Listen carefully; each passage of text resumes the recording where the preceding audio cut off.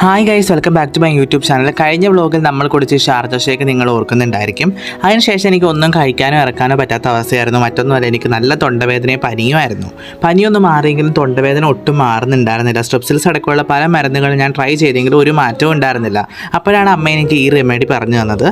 ഒരു ഗ്ലാസ് വെള്ളം, അതിലേക്ക് നിങ്ങൾ ഒരു പനിക്കൂർക്ക, പിന്നെ ചെറിയ 2 പീസ് ഇഞ്ചി, അത് ചതച്ചിടുവാണെങ്കിൽ അത്രയും നല്ലതായിരിക്കും. അതുപോലെ ഒരു ചെറിയ പീസ് കറുവപ്പട്ടയും കൂടെ എടുക്കുക.